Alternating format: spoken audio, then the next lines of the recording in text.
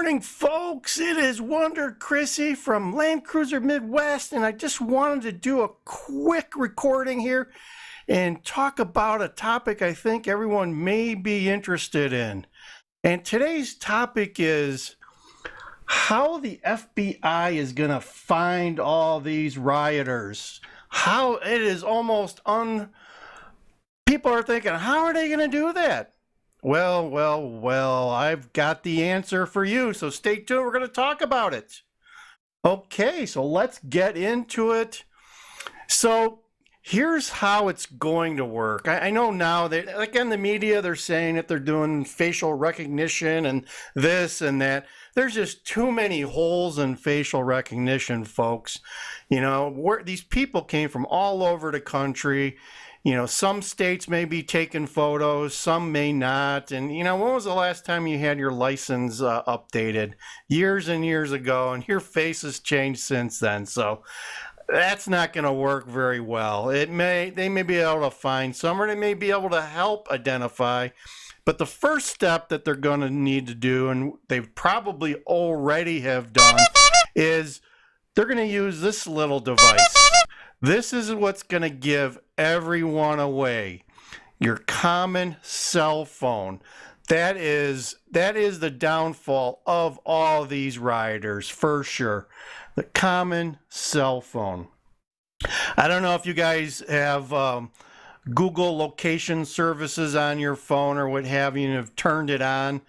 I mean, this thing can track you if it's turned on. If location services is turned on, it can determine what restaurants you went to on what day at what time, and where you were at, you know, 2 weeks ago, and this and that, and whether or not you've got patterns in your travel on a daily or weekly basis. But that's through Google. So I doubt the Fed's going to Google, although they may. But first step is that they're going to do is they're going to identify all the cell sites in the capital area. Okay, cell site only works for maybe half mile, 3/4 of a mile.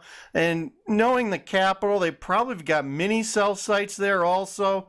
So that's going to make their work a lot easier. So first they're going to identify all those cell sites, and they're going to determine who owns that equipment. And then they're going to go to that company and they're going to ask for all their information for that day. Because if you don't know, your cell phone is sending an information, or what they call a ping, to the cell tower every couple of seconds, even when you're not using it, or even if it's turned off. Sometimes it's sending, but behind the scenes, it's sending a signal to the near cell site and saying, I'm here. And your cell sites record all that information. So really all the feds need to do is get that information. If the cell phone provider's not going to provide that, you know what they're going to do?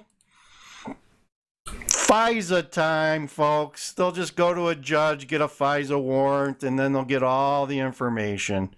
So the feds are going to know everyone that was around the Capitol, and potentially the people inside with some sense of accuracy via their cell phone. So that is going to be a treasure trove of information. They're going to have the phone. Now, if it's kids, you know, using their dad's cell phone or service, there's going to be a little bit of complexity there. They'll have to be sorted out by the FBI. But this is going to be the downfall of all those rioters' cell phones. And even if they had, even if they didn't have what they call location services turned on, it's still pinging. So as long as the feds get that information from the cell site, their job is just it's a data processing exercise at that point. It really is. And then once they identify the people, maybe they'll see if they can get a picture of those people on federal records and then start looking at the tape. That's what they're going to do. Guaranteed. So the other thing you probably don't know, the FBI has... if you do a quick Google search on FBI cell phone planes, the FBI operates like mini planes, like a Cessna, that they use to fly over cities and areas that they use for like the drug cartels. that the sole purpose of this plane is to fly over areas and collect cell phone information so they can determine who's there. So like at the border or, close to the border, when they want to be able to identify or track the drug cartels. That's why the drug cartels use disposable phones, because they don't want to have a phone for very long, because they know the feds are out there surveilling for cell phones in these planes. They're doing it all over the world. They're doing it in Africa. They're doing wherever there's problems, hey, cell phones are being used by the bad guys. Even with encryption data, even if you're using encrypted data, your phone still's gonna be pinging.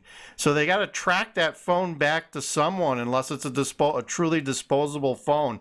And I'm not sure how readily you can even get a disposable phone these days. I imagine they got to tie it to somebody somehow, even if you're buying it at Walmart. But I've never tried that because I'm not a bad actor.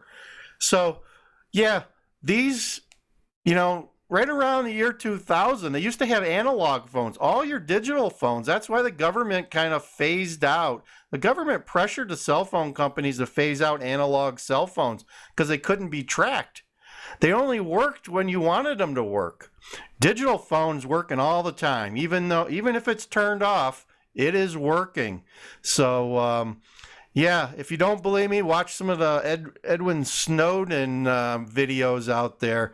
These things are a huge intrusion on your privacy, believe it or not. So this is what's going to be the downfall of those rioters. So just wanted to share some knowledge with you guys. I hope that I enlightened you on how the cell phones will give you away. If you have any questions, comments, like, share, subscribe, put it down below. Thank you. Y'all come back now. You hear?